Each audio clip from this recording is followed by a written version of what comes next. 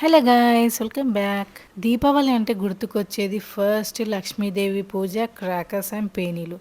దీపావళి పండుగ రోజు పేనీల పాయసం లేకపోతే ఆ డేనే ఇంకంప్లీట్. సో పేనీల పాయసం ఎలా చేసుకోవాలో చూద్దామా.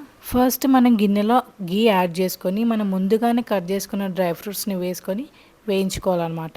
కొంతమంది పాలల్లో పేనీలు అండ్ షుగర్ యాడ్ చేసుకొని అట్లనే తింటారు. అట్లా కాకుండా ఇట్లా ట్రై చేయండి, మస్తు టేస్టీగా ఉంటుంది. డ్రై ఫ్రూట్స్ మంచిగా వేగినాయి కదా, సో వాటిని తీసి పక్కన పెట్టుకుందాం మనం.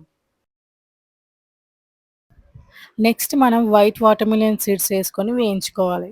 వీటిని కూడా తీసుకొని పక్కకు పెట్టుకుందాం. అండ్ అదే ప్యాన్లో మనం పేనీలను వేసుకోవాలన్నమాట. ఇది నార్మల్గా వైట్ పేనీలు ఉంటాయి, బట్ ఇవి గీ పేనీలు అంట.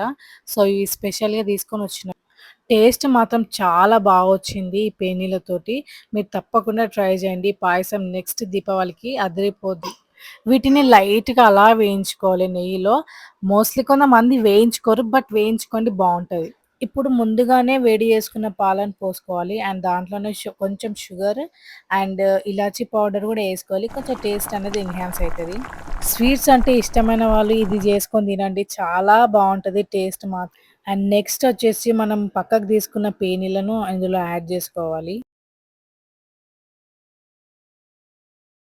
మొత్తం పేనీలను యాడ్ చేసుకున్న తర్వాత అలా ఒకసారి మిక్స్ చేసుకోండి.